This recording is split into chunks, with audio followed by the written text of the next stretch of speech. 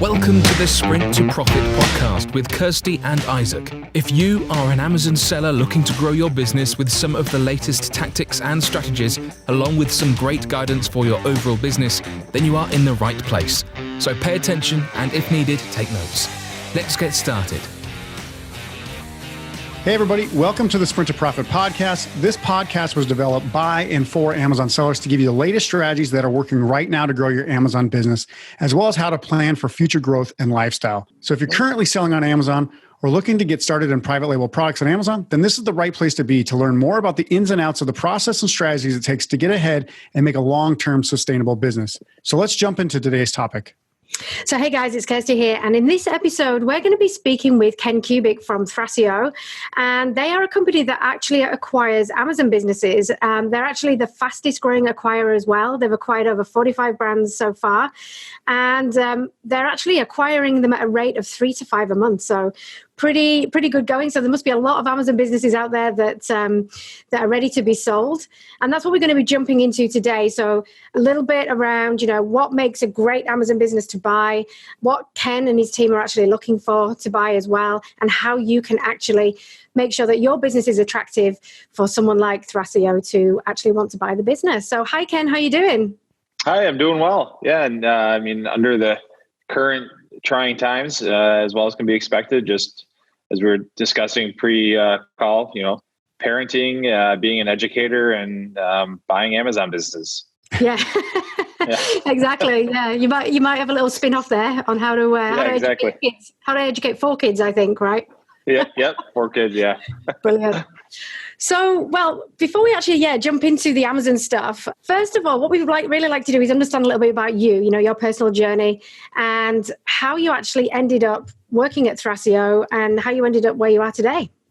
Yeah, great. So I was born and raised in Cleveland, Ohio, went to college in upstate New York at Colgate University, graduated there and then moved to Boston and settled in Boston, and for about 13 years, of my first 13 years in the workforce, I was actually in investment management. So I was a stock analyst and portfolio manager investing in small cap technology stocks. So really was an analyst and an investor. And then in, I would say about 2016, 15, I just got burnt out on Wall Street, kind of the everyday stress living, went through the downturn in 2008 and 2009, not dissimilar to what's kind of taking place today in the stock market. I actually have a little PTSD from that time period in my life. It's nice. I don't have to stress about it as much today, living through it a second time. But it just made me realize I wanted to do something where I had more control in the outcome. So when you're picking stocks, there's not, other people are running the businesses you're investing in. All you can really do is sit on the sidelines and manage risk. So I actually got connected with an entrepreneur in Boston that had an Amazon business as one of a few businesses. And it was kind of $15 million a year wholesale business, so that we had relationships with over 250 suppliers, sports and outdoors, apparels, et cetera. And he was looking for someone to come in and run that business day to day. So I joined as the COO. And it was pretty similar to what I was doing before. I had a pool of capital I was managing, and it was looking for the best return on investment opportunities for wholesale. So, we had relationships with, the Sorel Boots and a lot of these like large name brand, big box brands. And we were we had a team of buyers writing POs and then, reselling on Amazon. So that I did that for about 2 years and really just got to know everything about Amazon, competing for the buy box, et cetera. And then I got connected with a gentleman, Carlos Cashman in Boston, who's one of the co-founders of Thrasio. And Carlos has a diverse background, built and sold numerous software companies, the most recent of which was actually a Facebook ad agency in Boston. And he teamed up with our other co-founder, Josh Silverstein in New York, who's, again, very successful venture capitalist within the consumer space, but also then pivoted to an operator, sat on many boards. He was actually chairman of the board at the time of ViraLaunch. All right. So he knew Casey really well. And they were going to originally do a direct-to-consumer roll-up strategy. So Josh was going to, fund the acquisitions, make the acquisitions. Carlos and his software and SEO expertise, they were going to accelerate growth. But as they serendipitously learned more and more about the Amazon FBA ecosystem and operating platform, they kind of honed in on that. And in the summer of 2018, made the first acquisition of a small private label brand, and then did 2 or 3 more. Started to gnash their teeth on running an Amazon business, all the trials and tribulations that come along with it. And then really raised probably $5 million of capital and started to build out the team. I joined then in November of 18 to run the front end of acquisitions. And just to give you a sense of the scale of which we've grown, I was the 8th person in the company in November of 18. We now have over 150 people globally, 3 offices in the US, Boston, New York, and Houston, 2 offices overseas. And that's growing as well. So we've gone from 3 to 45 plus acquisitions. We've raised, from a couple million to well over $150 million of capital. And our business is solely built around acquiring and operating Amazon businesses. So I think we're really unique in that. Everything from the due diligence process to the migration of the accounts to replicating the advertising campaigns, everything. I mean, our whole company is built around that and being the best at it. Awesome. So essentially, you've got kind of like a machine there waiting to go. You're looking for great opportunities, probably sole proprietors, or they've got a business, but it's kind of like a 1-man, 2-person type business, who are maybe looking to take some chips off the table or maybe start a new business. And you guys kind of like acquire them and can kind of pop it into the growth engine machine, right? And be able to explode the business out. Yeah. That's it. So I'm sure that everyone listening to this podcast knows you have to wear numerous hats as an Amazon seller. You have to know marketing, you have to know supply chain, how to negotiate with Chinese suppliers or, wherever your suppliers are based, how to manage cash flow, how to model cash flow, creative, what looks good out, you have to tell a story in 6 images on your listing. You have to write the content. So there's all these levels of expertise that are required to be a really successful Amazon seller. And that's the way we structured our company. So we have all those functions are centralized within departments. So we have a marketing and advertising team, and they oversee the marketing and advertising for every single brand that we buy and manage. So they're not little pods or just, entrepreneur. We don't keep the entrepreneurs on or anything like that. It's just, our team. And the beauty in that is when you find one little tweak that works for one brand, you can then roll it out across your entire portfolio. Yeah. And then we don't, as a buyer, we don't require the seller, we don't require hand-holding post-acquisition. We don't require, 15, 20 hours a week for 60 days for us to learn the business and how to run the business as well. So it's quite a clean process, because I think one of your main aims as well is to get, once you know which business to buy, is to kind of make that process quite quick. I heard it was around 45 days or something like that. Is that what you can't try and Yeah. Yeah. So our record is 8 days from signing letter of intent to closing the deal. It's one of the really interesting things in terms of rolling up Amazon FBA businesses at scale is that you have the canonical source of data in Seller Central. So we could build a P&L pretty much within an hour, which, sometimes sellers, they don't have an accountant, or they're just using Hello Profit or another third-party software just to see how much they're making. And, they sometimes they don't really even know how much they're making, right? They just see the cash coming in and the cash going out, but they've never really put together an accrual-based profit loss statement. So that's just I think that's why it's very unique, and that allows us to move at such a quick pace in terms of the due diligence. And then you just really need to reconcile supplier invoices and cost of goods sold. The rest of the data is pretty much within Amazon. Yeah, awesome. Well, we might delve into that process a little bit as we go through and we chat a bit further. But one of the key things that people always ask us is, what types of Amazon businesses are best when it comes to what a potential buyer is looking for. So obviously you're a potential buyer. What kind of businesses are you actually looking for so that people can think, oh yeah, my business is like that. So I do have the potential to sell one day. Yeah. So I like to say we're very diversified. And we actually have, like to say we have more disqualifiers than qualifiers. So, we don't want anything with high technology obsolescence risk. So, an example would be, something that's like very IT heavy, inside, kind of inside a box, or a form factor that changes rapidly. So iPhone protectors, for instance, screen protectors, that's probably not an ideal business for us. We look for products that have stable, evergreen demand. Our co-CEO Carlos loves to say he's looking for the perfect spatula company.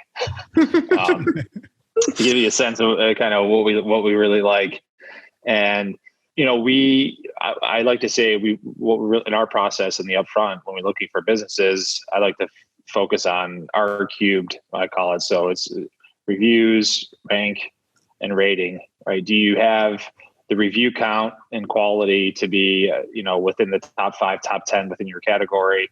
Same thing. Do you have a high quality product, or are you at, 4.3 stars and you've been doing giveaways every day to stay there, and your natural product quality is really a 3.9? Are you providing great customer service? And then rank, are you ranking organically for high volume search terms within your, relevant search terms for your products and your product set? So those are the kind of the 3 things that we hone in on, and the criteria we look for. We're pretty much category agnostic outside of anything that goes, inside your body, or topically on your body. We tend to shy away from. So, we haven't done anything in the supplement space. It's just the margins are so large there. It's ground zero for black hat tactics, and it's just an arena we don't want to play in. Because of that. So we shy away from that. And then beauty too, the same thing. Anything that has or makes unsubstantiated medical claims, from anti-aging, or it's not a space that we've played in. There's enough opportunity out there and enough categories and products that are just that stable, hard good. From oddly sports and enough, outdoors to autos. What's that? I was going to say, oddly enough, that's pretty much exactly what we tell our members to not focus on is don't do cell phone accessories, don't do topicals, and don't do supplements unless you have to for some reason. Yeah, right. I mean, you can swoop in, and if you do black hat tactics, you can rank on page 1 and you can make some quick money. But that's what all your competitors are doing. So it's just not a sustainable business, right? No. I think it's one of the things that I, when I talk to sellers is, I'm sure you coach this as well, is you have to treat it as a business. Amazon, the get rich quick days of Amazon are over, in my opinion. And if you don't treat it like a real business, it's not going to become a real business. No, exactly. And funnily enough, that's why we ended up calling ourselves Real Coaching, because it's a key thing that we kept saying over and over again was, you have to build a real business and treat it like a real business. And the other key thing that we do focus on as well, mainly as well to help people just get focused, is building a brand. So building, complementary products around a brand idea. So is that something that you particularly would look for as well, to be able to buy a business, someone that's got that they've already kind of created that brand identity? Yeah, definitely. I think as we look out into the future of what we're building at Thrasio, the brand equity piece of it is coming more and more into light. So looking for products that not only thrive on Amazon, but also that have the opportunity to thrive outside the Amazon ecosystem. Yeah. Whether it be direct, other marketplaces, or physical brick and mortar stores as well. So, and it is. I mean, it depends on the category, but I mean, you guys know the statistics. 85% of search is unbranded. So I think what branding does on Amazon, whether it be if you're in a category and you have 3 or 4 products on page 1 within that category, it definitely creates a security halo right?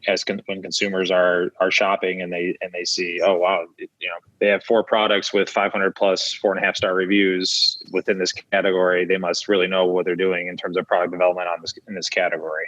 Yeah, exactly. And just being able to help people understand that how you write to the customer, how you actually write as a voice of the brand as well. Yep. Helps with all those areas that you were talking about earlier, sourcing, writing your listings and then getting, ready so that you get really high conversion rates as well. Yeah. And it's a great point. I think it's one of the biggest mistakes that I see sellers make. So I've looked at and analyzed well over 400 Amazon businesses over the past, kind of 18, 16 months. So the biggest, I think, high return on investment activity that sellers do not do is invest in professional grade photography and lifestyle images. They'll jump through holes to say $5,000-$10,000 or generate that, but to spend that on, professional photography and the photos, that is the number one thing that sellers look at. And I constantly come across listings that have, Photoshop. It's all Photoshopped. The pictures don't tell a story. And then you talk to them and their conversion rates are 7%. Yeah. Or 5%. And they're like, yeah. But it's amazing because they might be doing $1 million in revenue, because they've had that, they were there first. They claimed that beachfront real estate and they have the listings and they have the product ratings and review count, but they could be doing triple the business maybe if they just took some money, some of their profits, and reinvested it in, what you referenced as building a brand. Yeah. It's huge. I was going to say, these are pretty much great tips on how to make sure your business is pumping better, right? So we talk about, making sure your bullet points are done well, your images are done well, and pretty much exactly as you said, make sure they're telling a story, get some lifestyle photos in there, show actual use of the product. But I want to get from you, obviously, as the team that buys Amazon businesses, when people are getting ready to sell, what kind of 2 or 3 main things should they be kind of understanding about the concepts in their head that they really need to grasp, to set their business up properly for sale? Because most people don't really like to do accounting. They don't really know what the buying and selling, the mergers and acquisitions process is. Yep. There's got to be some things that they probably need to get prepared to even, present something to you, correct? Yeah, right. So I think most sellers are going to want to see a monthly profit and loss statement on an accrual basis, and an accrual just means you're matching expenses to revenue. So, as a small business, you don't have a requirement up into a certain level. It might even be like 5 million or something like that in revenue to, a lot of sellers probably just do cash flow based accounting, where it's like you recognize your cost of goods sold when you buy all the inventory, and then subsequent months you really don't have a cost of goods sold. Despite the revenue. So you have this huge variability and profitability. So paper. September looks really bad every year, and then October. Exactly. And then you like crush it in December. You're like, oh, I ran at a, 70% profit margin. Yeah. But yeah, so having an accrual base, the real profitability of the business is key. Just making sure that all your expenses are allocated and maintained in 1 or 2 bank accounts or cards. So streamlining that. A lot of times it's they have, I paid this, I got this credit card, this PayPal account, I also consult, so it's all intermingled. I don't know how to pull it apart, right? And then it just becomes a much cloudier transaction and due diligence process. So think from the mind of the buyer, and that what's going to make this an easy process? What's going to make it easier for them to know how much I'm actually making? So 1, you need to know that yourself. 2, you have to set up your systems and put your systems in place that allow you to readily be able to tell that story to a potential buyer as well. And then, every buyer is going to be different. So there's things that we really like about businesses that I think other buyers would shy away from. For example, we love hero product companies, right? Because we have a very large portfolio of ASINs, we love seeing, one product doing $2 million a year in revenue, and that's the entire business. Now, reality is a lot of sellers don't like that, right? So they want to, I call it the sleep at night factor.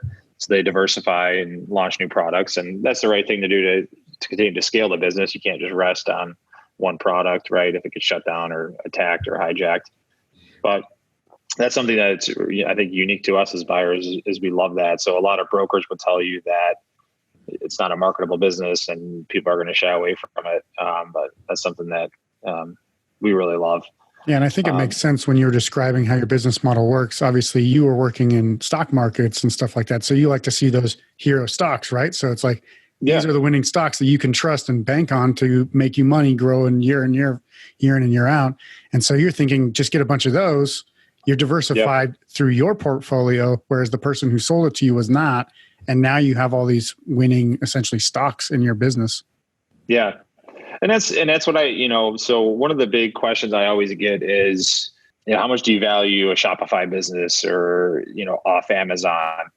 And the answer I always give is, it depends on how big it is, right? If it's 5%, 3% of total revenue, it doesn't matter, right? So I think a lot of people will say, you got to go off Amazon, you got to go off Amazon, you got to go off Amazon. And when you take, a 20,000 foot view, I mean, Amazon's 60% of e-commerce in the US. And I think that share is accelerating right now.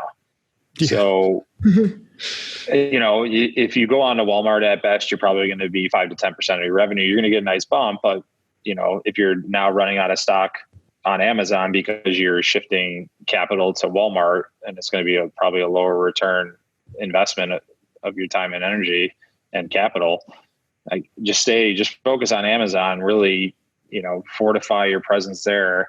And then over time, when you have some discretionary capital, I would recommend allocating off. Running a Shopify business is very different than running an Amazon business. You have to contend with customer acquisition costs. If you don't have enough profit dollars per product to actually advertise to consumers and acquire customers, it's just not, it's a value destroying exercise in my mind. Mm-hmm. I call it, so a lot of people call it diversification. I call it de-worsification.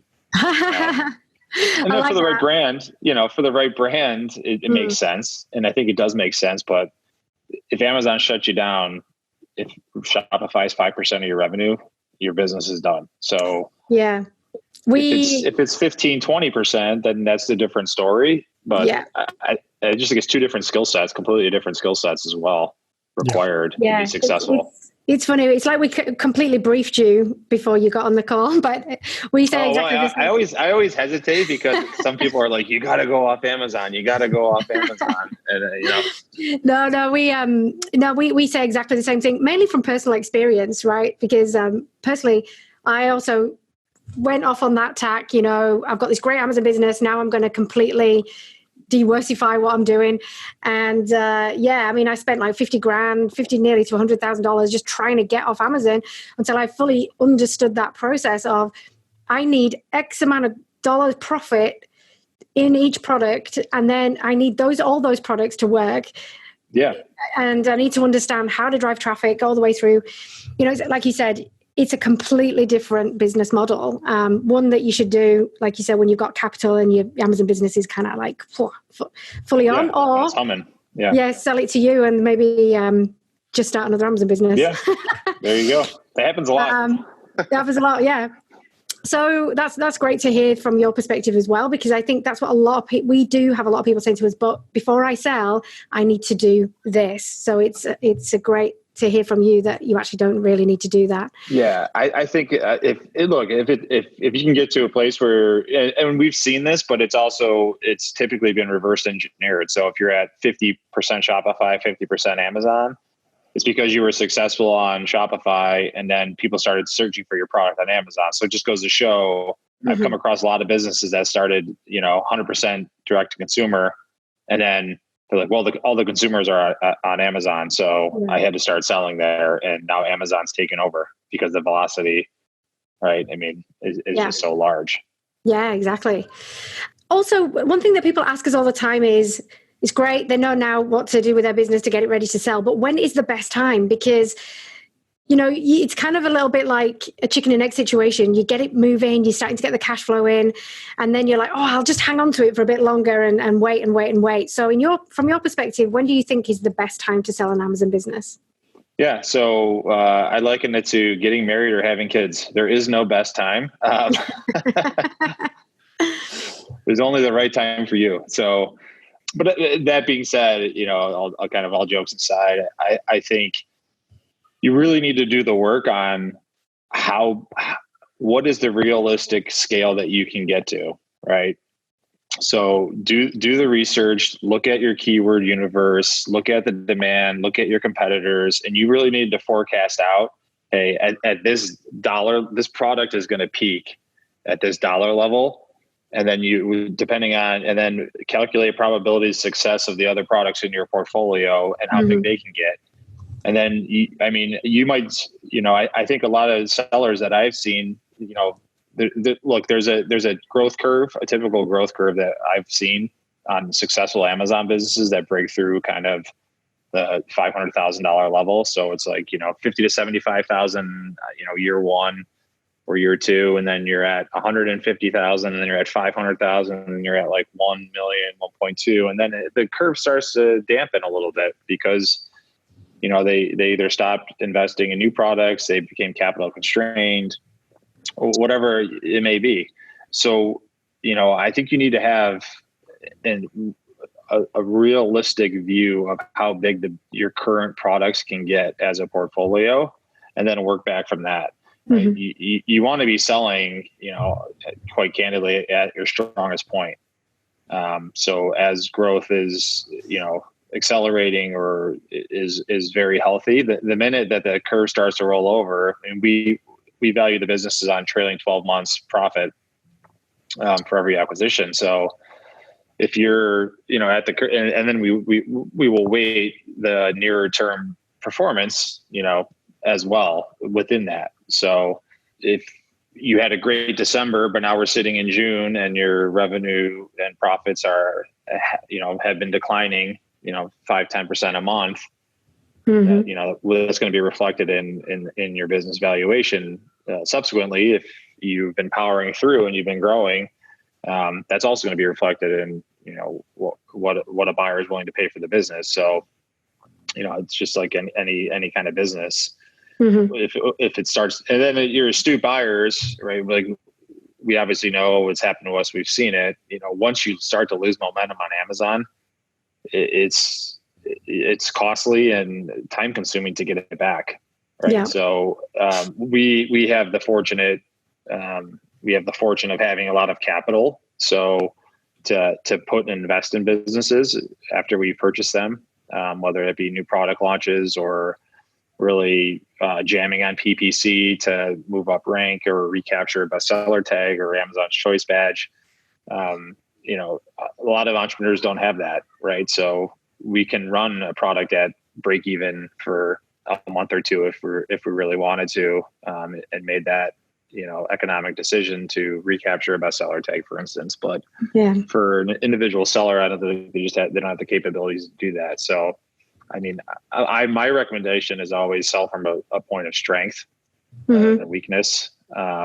You'll have more buyers. You'll get a higher valuation, and you'll feel comfortable, hopefully, with the deal that you get. Now, there's also the way we structure our deals, which we could talk to if you wanted to get into that down the road, but we offer performance payments that allow the sellers to participate the future upside of the business. So that's one way too. If you are negotiating, maybe you want to do that, right? So you don't have that fear of missing out if you are selling it from a point of strength. Yeah. So essentially you might be at that break. I'm just trying to think of the emotion behind it, right? So you're like, yeah, I know if I, my trailing 12 months.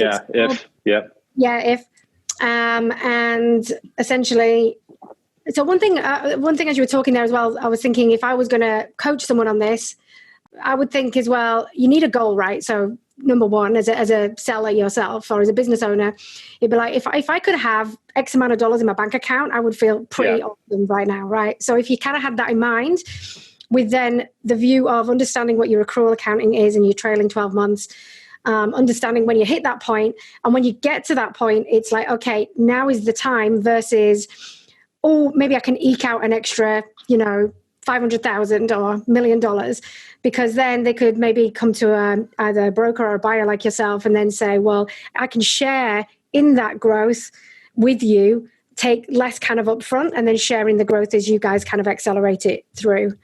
So that way you can kind of share in the potential as opposed to, and then also get the money that you wanted to get in your bank account when you kind of set that goal a while ago. Yeah. And look, everybody has their own personal financial goals. So, some people are like, hey, I can grow this and sell it for 5 million. And some people are like, I'll take $1 million and I'll reinvest that in this new product I have, or this other brand I launched. And I want the capital for that. And I'm just getting bored. This one's kind of on autopilot. So it's up to the individual. But I mean, if the current situation is any, example of what can happen, right? It's just, there's so many unknowns, in the Amazon ecosystem that, it's, I don't know. I can't, I talk to sellers all the time and deal with them and coach them through the discussions. And there's a lot of times where we don't come to a deal and they're like, yeah, I'm just going to continue to run it. And a lot of them, over the past year have come back 6 months later and they've delivered on what they said they were going to, and, rekindle the conversation. So I don't think there's a right or wrong answer. It's really, to your point, having a goal and knowing, why you're selling, what you plan on, doing with the proceeds, whether it might just be peace of mind, right? You're stressed out and you just don't want to deal with it anymore, or you want to de-risk, or you want to reinvest it in something else. Go on, Isaac. I was going to say, I like what you're talking about because, a lot of people think they see their sales on Amazon just keep going up and they're like, oh, this can happen forever. There's no limit on Amazon, right? Well, once you hit that top ranking, once you start to see that there's a more competition coming in, you kind of start to even out and you start to plateau. And one thing that we always talk about is the lifestyle you want, right? Because a lot of people come from like a corporate job or kind of a high stress job, and they don't want to repeat that lifestyle again. What they want is a job that they can work from home and not have to manage a team of 30, 40, 50 people necessarily and make that business grow. But that's when they have to make that decision. Like you were saying, Kirsty, is like, here's my goal money wise, but here's also my goal of what I want to commit to this business in time. And that's kind of where it meets, I think, what might be a really good idea of like, here's now the point where I can sell. And, that I think that's a great point, because I think a lot of people listening will just think, yeah, you know what, let's keep growing. But in reality, there is going to be a plateau based on your resources or based on your time or just your effort into the business or how much you've burnt out on it or whatever. And that's not the best time to sell. It's probably 6 months before that ever happens that you wanted to sell that business. So it's good to know. And look, it doesn't cost anything really to go through a process too, if you're on the fence and look, test the market. I mean, in reality, I think it's probably less now, but, I've seen some statistics that, only like 40% or so of businesses actually get sold and clear the market. So the other, they just don't get a buyer at the table or can't come to terms, but it doesn't cost anything to just start to explore it. And who knows, you might, get an offer and you sit on it for the weekend and you're like, oh, actually that that would be pretty nice to have right now. Right. Yeah. I mean, until you go through it and it's staring you like a lot of things, a lot of decisions staring you in the face. It's hard to make in a theoretical world. Yeah, exactly. So speaking of the process of selling it, can you kind of just briefly explain exactly what the process is from when somebody contacts you to how your team works with them? Yeah. So we're pretty efficient. I deal with pretty much every seller that contacts the company. Myself or another gentleman on my team, Kevin. So we do initial conversation, and this is, we obviously buy businesses from brokers, and that's just a different process. But we always recommend that people, reach out to us and just have a conversation. They can save on a broker fee if we do wind up buying them, and we wind up seeing all the businesses from the brokers anyway. So, but it's a introductory conversation. Look at the brand. We do a lot of competitive analysis and market analysis on the front end. And then we make a decision basically if it's something that we would find interesting and would be a great fit with our portfolio. If that's the case, we move pretty quickly to making an offer. So I would say that somebody reaches out, we do a call within a few days, assuming we have at least some semblance of profitability of the business. We can, enough to make an offer on, we'll make an offer. There's usually a little bit of back and forth negotiation. You sign the letter of intent, term sheet. And at that point, it moves into the formal due diligence process. And that typically is probably about 20 days within due diligence. And that's where we're recreating the financials, analyzing the bank accounts, et cetera. Reconciling cost of goods sold through supplier invoices and what have you. There's usually a series of calls around operations, marketing, supply chain with our internal team. And then it's, the first draft you're getting the asset purchase agreement with 3-4 weeks into it, turning that with your counsel, and then signing of the asset purchase agreement. And then it begins the migration period where the Amazon account gets migrated over to us. And that's usually 7 to 15 days, depending on Amazon's responsiveness during that period. And then kind of the deal's consummated at the end of that migration period. Yeah. So it sounds like pretty much if you've got your invoices from your suppliers and your freight forwarders and that kind of stuff, if you've got QuickBooks accounting or an accountant actually helping you do your bookkeeping, or if you just know how to do that yourself and keep that up to date every month. And basically, if you have an Amazon account that you would give access, they would give access to you. That's pretty much like a 3-step process of the 3 biggest things they would need to kind of get ready to sell. Yep. Exactly. Yep. Cool. Yeah. Yep. So that's all they really need. And that's it's an important point, Isaac, because a lot of times sellers think they need everything completely buttoned up and, in a package or anything like that. I mean, for us, we've built a lot of profit and loss statements for sellers, and we're happy to just even do that and hand it back to them and be like, all right, here you go. And if you do want to sell it, or, we'll have a discussion. If not, that's okay. And at least you know how much you're making, and you can also just go share that as well if you want. So essentially, if a seller doesn't necessarily have all their accrual counting, in all its glorious form, would you actually do that process for them as well? You'd do a quick due diligence on that process, or would they need to bring that to you? No, we could do that for them. Yeah. Awesome. Cool. It would be, we would want to, it is a little labor intensive on our end, but if we were interested in the business, we would do it. I don't want to get flooded with people be like, oh, can you do my accounting? No, it's more like if someone was listening now and they're like, you know what, maybe it is a good time for me to, and they don't get, what it's like when you talk to people and then they get bogged down in the process of actually doing the thing and they never do it. So rather than them wait, they can still contact you. Yes, 100%. Cool. And also you were saying earlier, and you've got this big team, obviously, you guys, also a lot about actually selling on Amazon, right? So when you actually take businesses in, are there any common mistakes? You mentioned a bit there around, conversion rates, but are there any kind of common things that most Amazon sellers don't do that you're able to kind of put the engine in so that they can start thinking about these things as well in terms of how do they actually start to grow their business in a better way? Yeah, I think a big thing, right, is there's just scale economies that come with certain activities. Obviously supply chain and purchasing power is one of them, and consolidation of shipments, et cetera. The advertising piece, our team is incredible. So I would just say, if you're not, a student of advertising on Amazon, become one tomorrow, because it's becoming a pay-to-play platform, and just outsourcing it to somebody. It changes, constantly, right? So you have to be really comfortable with whoever you're outsourcing it to. Knows what they're doing, and is acting in your best interest, which might not always be the case either, right? So there's a lot of agencies and stuff, and they're being percentage of spend, or there's a lot of, I think you have to learn the advertising game. Yeah.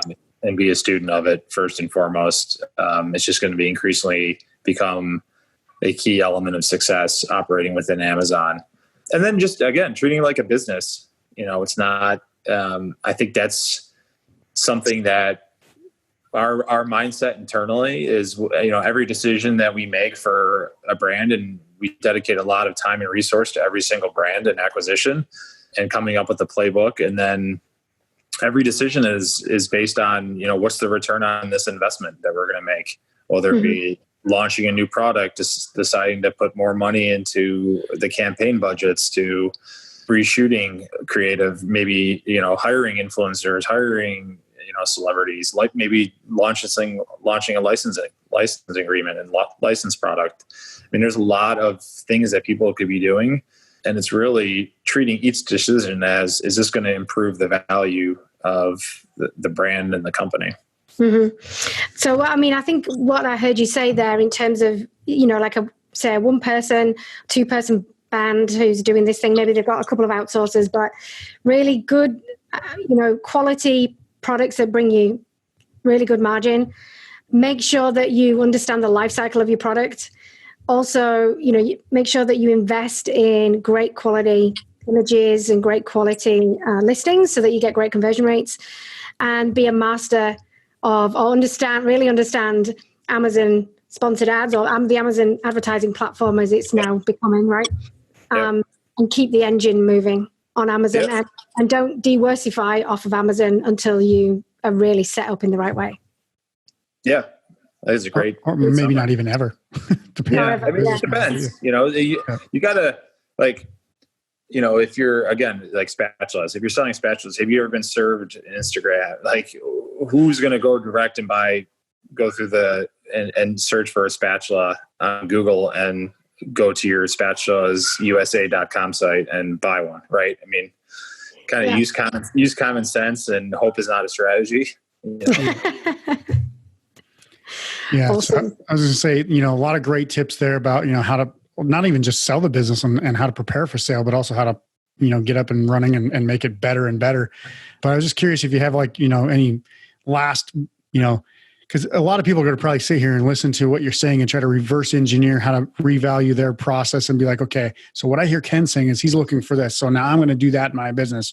So if there was something that you would say specifically, and I'm not trying to drive up valuations on the buyer on the their side necessarily, but I'm sure you'll like to see bigger businesses or more successful businesses coming your way anyway. Absolutely. There's something that you might give them as a tip, saying if we could say here's 1 or 2 things right here, focus on these things, and then that'll make you better in our eyes. Yeah, I mean, number one is ride your winners, and that's something that I learned investing in the stock market. Your good stocks / your good products, honestly, are going to be kind of few and far between. Mm-hmm. You're going to have, it's going to be 20% carrying 80% of your business. So make sure you identify which products those are, and they should actually get a lion's share of your time and energy and focus, right? So if you have a product that's in the top 5 or top 10 in a category, focus on getting that up to the next level. Don't focus all your time and energy on, all right, now I got to launch the next one. Now I got to launch the next one.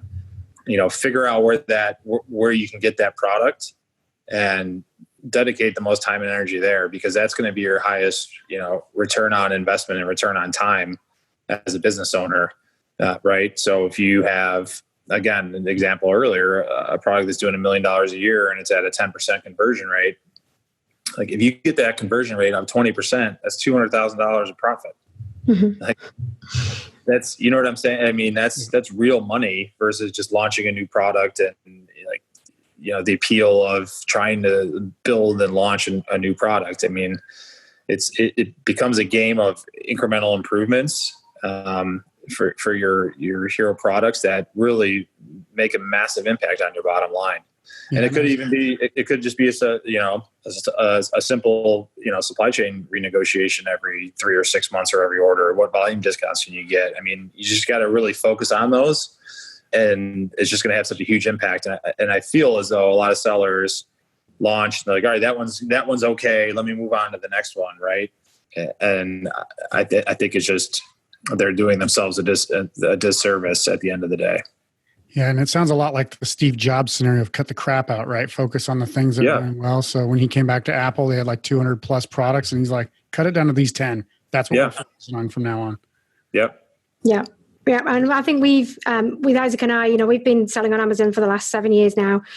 I did exactly the same mistake as you just talked about, basically, like I said earlier, diversifying off of Amazon, but also, hey, I've got these awesome products that are doing awesomely well. I'm just going to, launch shed loads more of them and do it all at once in loads of different marketplaces because that's going to make me grow. But then the problem is that you're spinning all these plates, that if there is a hole or a leaky bucket, you don't know which one to plug first, right? So having come full circle again, I've got like 8 products now that go really well, and just really focusing in on those and making them better when they drop, working out what the problem is. Makes your life easier, but also it just keeps you really focused on the growth as opposed to spray and pray. Yep. Well, and you are going to get scenarios too where your hero products, inevitably someone's going to attack you, or if you are getting into that top position, you shift from offense to defense, and you have to be even more focused when you're on defense, right? Yeah, absolutely. And it's a different mindset. But what we try and help people with is, even though you're in defensive mode, have a mindset of offensive, because it's harder to. It's a mindset shift of I was at the top and now I'm falling, versus I'm chasing, right? You feel better when you're chasing versus when you're falling, but you kind of got to switch the mindset around a bit. Yep. Yeah, I think a lot of people always have that mentality that if they just keep trying to get up further and further and further, they'll eventually get to the top. But once they get there, they don't realize that the only thing you can do from there is go down. Yeah, they're at the top. It's like you have to now switch your game plan. But yeah, so great advice there. That's a great tip, actually. Yeah. Awesome. So just in terms of where people can reach you, obviously, I think you've got a lot of people now that are going to be like, right, I'm going to see if I can sell my business. So at Thrasio, where can they reach you? Have you got any? And we'll obviously put them into the show notes as well. Yeah. So people can reach out to me directly. It's just Ken, Ken, at thras.io, thras.io. You could ping me on LinkedIn, Facebook. My last name's Kubec, Kubec, or our website, thras.io, thras.io. There's a form fill there. Those submissions come to my team. So someone will be in touch with you through that as well. Awesome. Well, thanks. And then once these conference circuits finally gets back up, we'll be present at most of them. Awesome. Yeah. Brilliant. As well. Yeah. We'll be able to get a meet in real life, not just virtually, right? Yeah, exactly. It'll be refreshing, and we'll all appreciate those a lot more, I think. Yeah. Well, excellent. Thank you very much, Ken. Obviously we want to thank you for joining us, all the great insights and the strategies that you set, for us to understand how to sell Amazon business and get it set up for sale, and also just how to run it in general. That's the backing everything that we teach all of our members every day. So guys, if you like what you heard today, please be sure to hit the subscribe button and share our podcast with friends who also might get value out of it as well. And if you're looking for some absolutely free Amazon training, you can go to our website, www.goteamreal.com, and you can download the free training there. See you guys next week on the next Sprint to Profit episode. And as always, we wish you the best for your business, and we'll see you there. Bye for now. All right. Thanks for all you guys are doing for the ecosystem. Yeah, no problem. Don't forget to subscribe, and if you would like to get more information about selling on Amazon, head to goteamreal.com for some absolutely free training.